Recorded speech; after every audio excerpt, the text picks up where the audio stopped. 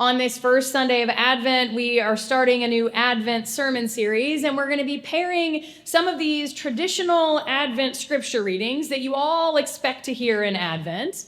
And we're going to pair those up with readings that come mostly from the epistles, these letters in the New Testament.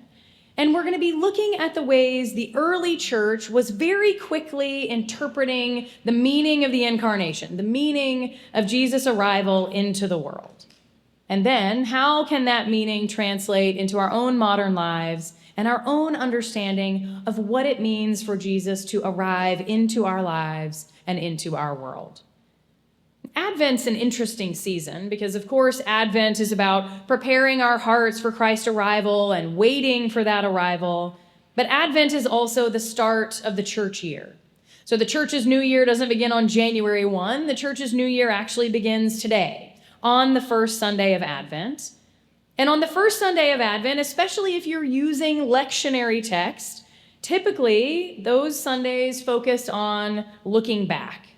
The first Sunday often has us looking back at Old Testament prophecies and reminding us that Jesus' arrival is connected to these promises of old.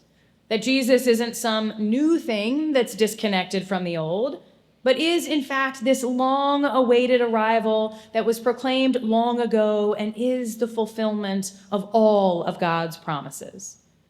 Our Isaiah passage that we read first, this is where we get the hymn, "Comfort, Comfort Now, My People." We're going to sing that in a little bit. Antoinette played it also as our opening voluntary. And this passage is written for people who are in exile, for people who have experienced the destruction of their temple and who are living through deep sadness. And what's really interesting about this passage is that for a long time, scholars really couldn't quite agree what it meant. They couldn't figure it out. Who is supposed to be doing this comforting? Who is this talking to? Who is God talking to? And what they all seem to have settled on and finally found their way to some agreement is that this seems to be Isaiah telling us of God talking to the heavenly hosts. So this is God issuing a command to those who are standing in attendance in the heavens with the God of the universe, and God is telling them to go and to speak words of comfort to God's people. So God is drawing in all of these sublime beings of the heavens into this mission of comforting and pardoning and redeeming this broken people. And so this passage is about comfort for the oppressed and the broken and the brokenhearted. And it's a message that God reigns and God is about to act on their behalf. So this first command that God makes is to comfort. But it's a very specific kind of comfort. Comfort them, comfort now my people, by telling them that the warfare under which they have suffered so much has come to an end. And it's not come to an end by some magical coincidence. Peace will return because God is restoring the relationship between God and God's people. And God's the one who's saying that the people have served their term and have paid their penalty. The debt is wiped away and the relationship is restored. But then there's a second command. Those who are attending upon the Lord, who were sent to speak these words of comfort, then they're also commanded to prepare the way for the Lord.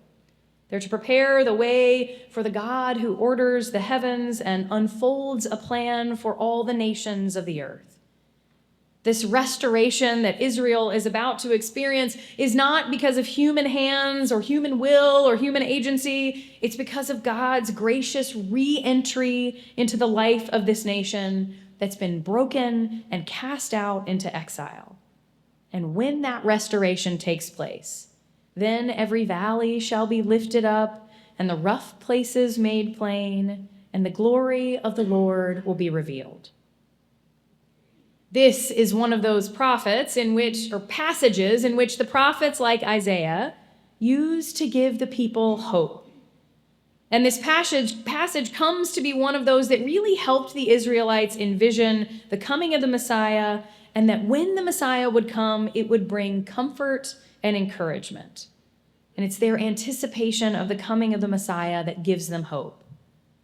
Now, I tell you all of this about Isaiah in order to tell you about Romans, because I told you we were going to be talking about the epistles, and that's not what Isaiah is. So, in Romans 1, right out of the gate, as he's writing this letter, Paul says very quickly who he is, and then he's done with the niceties, he's done with the greetings, and he gets right down to business. He says that he's set apart for the gospel of God. And then this is how he describes the gospel. And when he says gospel, what he means is all that God has done for creation in and through Jesus Christ. So Paul says that the gospel was proclaimed beforehand by God through the prophets in the Holy Scriptures. And the gospel is according to God's Son, who is descended from David. And what Paul is sharing in Romans are these core convictions about what he believes are the way of Jesus. Romans is written just a few decades after Jesus' death and resurrection, and so there are even still eyewitnesses to Jesus' ministry around. But the faith of the Christian church was still very much being formed. There were a lot of arguments about theology yet to be had, and so they're still figuring out what exactly to believe about Jesus and why.